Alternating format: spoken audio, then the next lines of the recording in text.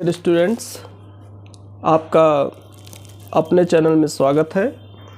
आज हम लोग LCR सर्किट, वो भी सीरीज़ में हो, जब आपके L, C और R, ठीक है, प्रेरकत्व, धारिता और रेजिस्टेंस क्या हो, सीरीज में हो, तो इनका जो फाइनल जो रेजिस्टेंस होगा, ठीक है, जिसको हम लोग प्रतिबाधा कहते हैं, ठीक है, या इंग्लिश में इम्पीडेंस बोलते हैं, उसका हम लोग फार्मूला निकालेंगे। और इसी से LCR से ही हम लोग L सर्किट, C सर्किट और R सर्किट के बारे में भी चर्चा करेंगे। इसी में हम लोग अनुनाद की स्थिति अर्थात रेजोनेंस की स्थिति की भी चर्चा करेंगे, जब हमारा इम्पीडेंस बहुत कम हो जाता है और करंट की का जो है एम्पलीट्यूड काफ़ी अधिक हो जाता है, ठीक है। तो ये आपका LCR है, जिसमें सब सीरीज में लगे हुए हैं। ये L का पोटेंशियल है VL, C का पोटेंशियल है VC और R का पोटेंशियल है VR, ठीक। आप लोग पहले से भी जानते हो, और नहीं तो आप जानकारी भी रखिए। जो R सर्किट होता है या R जो परिपथ होता है, इसमें V पोटेंशियल और I सेम फेज में होते हैं।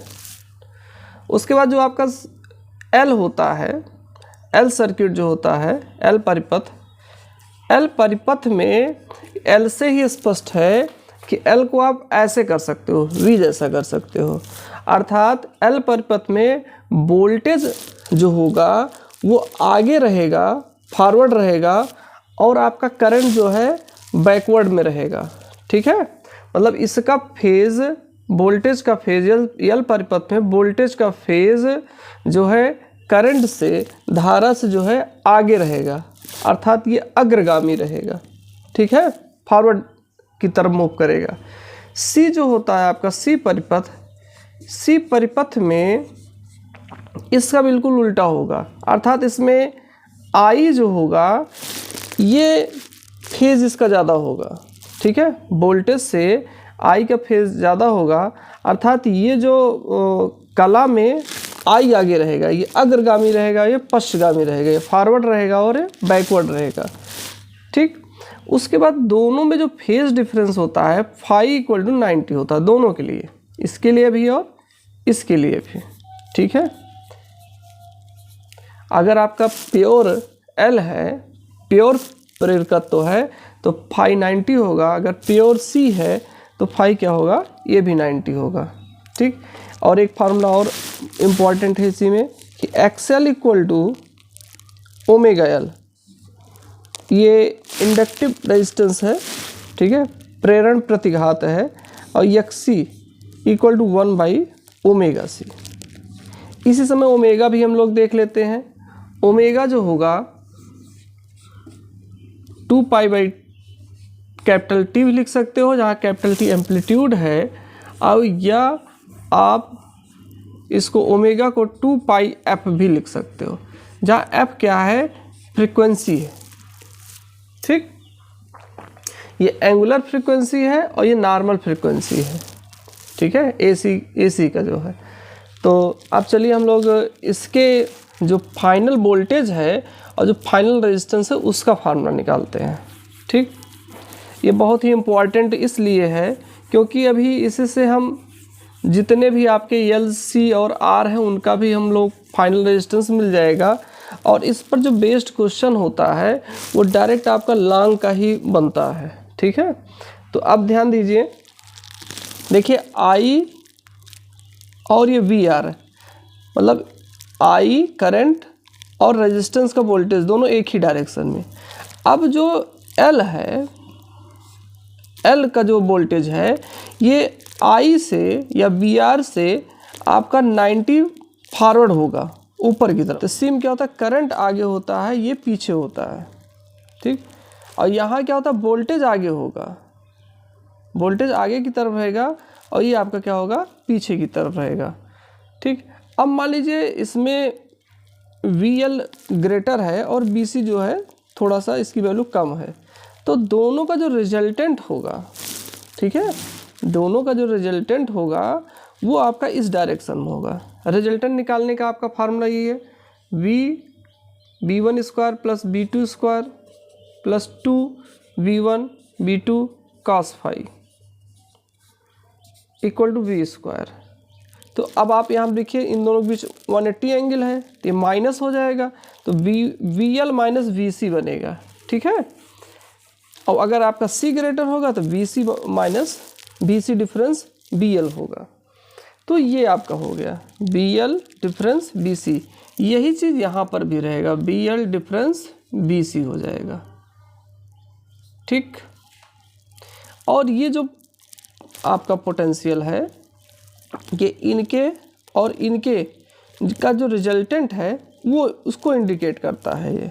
ठीक है, जो कि बेस से जो एंगल बना रहा है वो क्या है, फाई है। एक्स एक्सिस से जो एंगल बन रहा है इसका क्या है, फाई है। अब हम लोग यहाँ पर v की वैल्यू निकालेंगे, तो वी स्क्वायर इक्वल टू हो जाएगा V L different B C का whole square plus V R का स्क्वायर। ठीक, ये आपका भी जो फार्मूला बताए थे ये वाला v equal to V one square plus B two square plus 2v1 b2 cos phi, इसी पर बेस्ड है। v स्क्वायर यहाँ पर 90 हो जाता है। ठीक है, 90 वाला आपका क्या हो जाएगा, cos 90 0 होता है, तो ये 0 हो जाएगा, ये टर्म आपका बचेगा। ठीक, अब देखिए ये भी आपका फार्मूला, इस पर भी क्वेश्चन पूछा गया है, ये भी आपका एक फार्मूला हो जाएगा।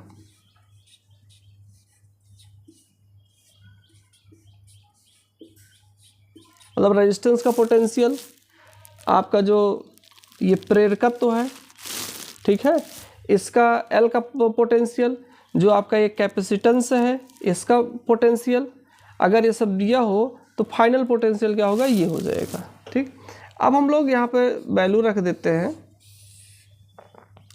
ये आई एक्सएल हो जाएगा माइनस आई एक्ससी हो जाएगा। अभी हम इस पर एक न्यूमेरिकल भी सॉल्व करेंगे और ये क्या हो जाएगा, आई स्क्वायर हो जाएगा और आर का स्क्वायर हो जाएगा। v equal to I R होता है, तो यहाँ पे आई इसका r जो होता है वो एक्सएल होता है, इसका एक्ससी होता है। तो v equal to under root I square common कर लीजिए, XL minus XC plus R square, v upon I equal to हो जाएगा under root XL minus XC plus R square. ठीक, अब ये जो वैल्यू आपकी होती है, ये वैसे तो आप जानते ही हो v equal to I R होता है और v upon I equal to R हो जाएगा, लेकिन ये जो r है ये पूरे एल सी आर के लिए है। ठीक है, तो इसलिए r इसको ना कह के z बोलते हैं। z equal to under root XL minus XC का whole square plus R square, और ये कहलाती है प्रतिबाधा। ठीक है, इम्पिडेंस कहलाता है ये एक्सएल माइनस एक्ससी का whole square plus R square. अब जब आप यहाँ पर वैल्यू रख देते हो इनकी, तो एक फार्मूला आपका और बन जाता है z इक्वल टू, अब न्यूमेरिकल आपका जैसे दिया हो उस हिसाब से सारे एक प्रकार से फार्मूले, ये भी आपका एक हो गया, एक ये भी ओमेगा एल, अभी स्टार्टिंग में ही बताए थे एक्सएल इक्वल क्या होता है, ओमेगा एल, और एक्ससी क्या होता है, 1/ओमेगा-c होता है, ये इसका whole square plus R square. ठीक है, बड़ा सा एकदम बिल्कुल लग रहा है। ठीक है, तो ये आपका एक फाइनल फार्मूला हो गया। ठीक, ये आपको लर्न रहना चाहिए, बहुत ज़्यादा उस तरीके से टफ नहीं है अगर सब सिक्वेंसली अगर आप देख रहे हो। ठीक, अब हम लोग यहीं से एक फार्मूला और निकालेंगे। ठीक, मैं यहाँ लिख देता हूँ इसको, इसको 20 का इरेज कर देता हूँ, ये ठीक है। अब हम लोग यहाँ से एक फार्मूला निकालेंगे tan फाई। ये देखिए tan फाई इक्वल टू हो जाएगा, ये आपका हो जाएगा VL डिफरेंट VC अपान ये VR, ठीक। अब VL की वैल्यू आप रख दोगे, VL क्या हो जाएगा, IXL हो जाएगा, IXL माइनस IXC अपान IR। तो अब आप यहाँ पे XL की वैल्यू रखोगे, आई कैंसिल हो गया, omega L, XL equal to क्या होता है ओमेगा L, XC क्या होता है 1/ओमेगा C, और ये क्या हो जाएगा R हो जाएगा, ठीक। तो ये आपका tan फाई आ गया। जो हमारा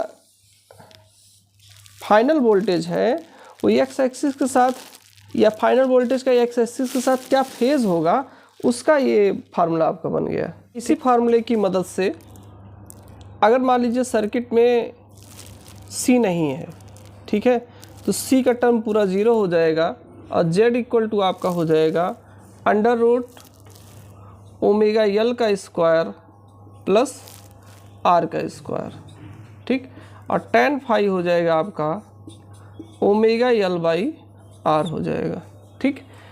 अब यदि ओमेगा L नहीं है तो Z इक्वल टू हो जाएगा अंडर रूट, ये टर्म हट गया, ये माइनस इसका स्क्वायर होगा तो 1/ओमेगा C का स्क्वायर प्लस R का स्क्वायर, ठीक। tan फाई हो जाएगा आपका 1/ओमेगा C अपान R, तो tan फाई हो जाएगा आपका 1/ओमेगा C R, ठीक। बस आप इतना जानते रहिए, C सर्किट जो होता है L सर्किट, दोनों में वोल्टेज और करंट के बीच में 90 का फेज डिफरेंस होता है, लेकिन आपका जो L होता है, L में जो होता है वोल्टेज आगे होता है, ठीक है, और करंट पीछे रहता है। इसमें जो होता है आपका करंट आगे होता है और वोल्टेज पीछे होता है, ठीक। यहीं पर यहाँ पर भी कुछ कंडीशन बनते हैं, जैसे आपका मान लीजिए omega L greater than omega C हो, 1/ओमेगा C हो गया, ठीक। तो अब ये वैल्यू ज़्यादा हो गई, ये ग्रेटर हो गया, यहाँ देखिए ये ग्रेटर हो गया, स्मॉल हो गया, तो पूरी की पूरी पॉजिटिव हो जाएगी, ठीक। अगर ये ग्रेटर हो गया है इसी LCR में, तो इस LCR का पूरा बिहेवियर LR सर्किट जैसा होगा। और यदि 1/ओमेगा C ग्रेटर देन क्या हो जाता है ओमेगा L हो जाता है, तो इसका पूरा बिहेवियर जो होगा वो CR सर्किट जैसा होगा, ठीक है। अभी आपको हम यहाँ पे बता रहे थे कि इसमें और इसमें जो एंगल होगा बेटा, वो ध्यान दीजिएगा, अगर प्योर L है, ठीक है, अगर आपका प्योर L है, एक बार उसको फिर से कंफर्म कीजिएगा, अगर प्योर L है, सिर्फ L ही है बस सर्किट में, तो आपका फाई जो है 90 होगा, ठीक है। अगर LR है तो LR का फाई 90 नहीं होगा, LR के लिए फाई 90 नहीं होगा, ठीक। और CR के लिए भी आपका फाई एग्जैक्ट 90 नहीं होगा, ठीक है। उसके लिए आप यहाँ से tan फाई निकालोगे तब फाई पता चलेगा क्या कंडीशन है, तो ये मिस्टेक्स ना हो, ध्यान रखिएगा। हम लोग ओमेगा L क्लियर हो गया, ओमेगा L अगर ग्रेटर देन ओमेगा C है तो ये प्योर मतलब ये LR हो जाएगा, अगर ये है तो CR हो जाएगा। और अगर दोनों सेम है, ठीक है, मान लीजिए सर्किट में दोनों सेम है, ओमेगा L इक्वल टू क्या है 1/ओमेगा C है, तब आपका क्या होगा, यहाँ पर वैल्यू पुट कीजिए, Z इक्वल टू हो जाएगा, ये देखिए पूरा 0 हो जाएगा, Z की वैल्यू R हो जाएगी, ठीक। Z की वैल्यू जब R हो जाएगी तो इस कंडीशन पे I मैक्सिमम हो जाएगा, I का जो एम्पलीट्यूड है वो बढ़ जाएगा, ठीक है। और यही कंडीशन आपका रेजोनेंस होता है, जिसको हिंदी में कहते हैं अनुनाद। धारा का मान क्या हो जाएगा, परिपथ में बढ़ जाएगा। ये कब होगा, जब ओमेगा L इक्वल टू क्या होगा 1/ओमेगा C हो जाएगा, ठीक। यहाँ पर भी हम लोग एक फार्मूला फाइंड आउट करते हैं, ओमेगा L इक्वल टू 1/ओमेगा C, इस पर भी कई बार क्वेश्चन बना हुआ है। ओमेगा स्क्वायर इक्वल टू क्या होता है 1/LC। तो पहले इस पर ही क्वेश्चन बन गया है 1/√LC। L दे देगा, C दे देगा, आपसे पूछेगा ओमेगा। ठीक है, कोणीय आवृत्ति इसको बोलते हैं, या कोणीय वेग भी बोलते हैं, या एंगुलर फ्रीक्वेंसी भी कहेंगे। तो ये आपसे पूछ लेगा। ठीक है, और अगर आप यहीं पर ओमेगा के वैल्यू रख देते हो 2πf, तो इसका जो फार्मूला होगा इस तरीके से हो जाएगा, F इक्वल टू 1/2π√LC। ठीक है, अब इस पर हम लोग सारी बातें लगभग हो गई हैं। हाँ, एक चीज़ और इसमें है कि क्या कहते हैं, पावर फैक्टर। ठीक है, पावर फैक्टर ज़रा देख लेते हैं हम लोग। यहीं से देखना था, पावर फैक्टर हम लोग देख लेते हैं ये। ठीक, इस तरफ इरेज कर देते हैं। पावर फैक्टर cos में होता है, cos फाई इक्वल टू होता है R/Z। ठीक, R/Z होता है, या यहीं से देख लीजिए cos क्या हो जाएगा, बेस होता है। तो ये मान लीजिए पूरा VR हो गया और ये V हो गया। तो बेस अपन हाइपोटेन्यूस होता ना, आधार बटे कर्ण होता है ना। अब ये IR हो गया और ये क्या हो जाएगा IZ होगा, ये Z होगा। ठीक है, इसके साथ जो रेजिस्टेंस होगा इम्पिडेंस वाला होगा। तो cos फाई इक्वल टू क्या हो जाएगा आपका, cos phi equal to R/Z। ठीक, तो ये भी आपका पूछ लिया जाता है। ध्यान रखिए यहाँ Z की वैल्यू आप रख दोगे। ठीक है, तो LR सर्किट है, अगर आपका LR है तो C नहीं रहेगा, इसका स्क्वायर हो जाएगा। CR सर्किट है तो ये नहीं रहेगा, इसका स्क्वायर हो जाएगा। बाकी XL के लिए ω/L और XC के लिए 1/ωc। अब इसी पर आधारित हम लोग एक न्यूमेरिकल देख लेते हैं। LCR पर ही आधारित यह आपका न्यूमेरिकल है। ठीक है, जिसमें L की वैल्यू दी गई है 0.16 हेनरी है। कैपेसिटर जो है उसका कैपेसिटेंस दिया है 40 माइक्रोफैरेड है और रेजिस्टेंस 40 ओम। ठीक है, और ये जो आपका AC सप्लाई है उसका वोल्टेज है V equal to V0 sin ω/t। ठीक है, इसी से हम लोग कंपेयर करते हैं। तो आप देखिए जो वोल्टेज का जो टॉप वैल्यू है, शिखर मान है, वो 100 वोल्ट आ गया। ठीक, और जो ओमेगा है, ओमेगा की वैल्यू कितनी आ गई 500। ठीक, तो अब हम लोग देखिए यहाँ निकालना क्वेश्चन प्रतिबाधा। ठीक है, प्रतिबाधा निकालना है तो प्रतिबाधा का फार्मूला हम लोग जानते हैं, अभी जस्ट देखे थे। Z इक्वल टू होता है हम लोगों का ω/L माइनस 1/ωc का होल स्क्वायर प्लस R का स्क्वायर। ठीक, ये आपका XL है, XL equal to ω/L। Omega की वैल्यू 500, L की वैल्यू 0.16।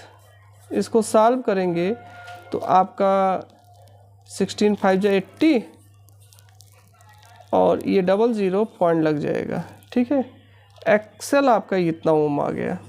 XC निकाल लीजिए 1/ωc। ठीक, ओमेगा की वैल्यू 500, C की वैल्यू 40 इंटू 10⁻⁻6 माइक्रोफैरेड है, -6 फैरेड हो जाएगा। 10⁻6 ऊपर आप लोगे, ज़रा ध्यान दीजिए, सॉल्व करने के लिए आप लोग 10⁻⁻6 ऊपर लोगे तो 10⁻6 हो जाएगा, मतलब 6 टाइम्स 0 हो जाएंगे ये, अपान नीचे 500 और 40। ठीक, आप 3 0 कैंसिल कर दो, ये जब 5 4 जा 20 और 20 हो गया, और 20 5 100 और ये 0 50 50 ओम आया। ठीक, R की वैल्यू 40 दिया ही। इन सारे वैल्यू को यहाँ रखिए आप लोग, z इक्वल टू आपका आ जाएगा अंडर रूट 80 माइनस 50 30 का स्क्वायर प्लस 40 का स्क्वायर। 30 का स्क्वायर हो जाएगा 90 मतलब 900 और ये 1600 हो जाएगा। 1600 900 2500 और 2500 का जो रूट होगा वो 50 होगा आपका। ठीक है, ये आपका 50 ओम आ गया। ठीक, तो हमारा ये जो प्रतिबाधा था, इम्पीडेंस जो था Z, इसकी वैल्यू आ गई, कितना आ गया 50 ओम। अब हम लोग निकालेंगे शक्ति गुणांक। ठीक, शक्ति गुणांक जो होगा हमारा cos फाई इक्वल टू होता है R/Z। ठीक, तो R कितना है 40 है, Z हम लोगों का आ ही गया है 50, 0 0 कैंसिल हो जाएगा, 0.8 आ गया है आपका शक्ति गुणांक आ गया। शक्ति गुणांक भी हो गया हम लोगों का। ठीक है, अब ये मतलब आपका लॉन्ग में ही क्वेश्चन आया रहा होगा, लॉन्ग में नहीं आया रहा होगा तो थोड़ा सा और लो में आया रहा होगा, लेकिन अभी शार्ट में नहीं आया रहा होगा।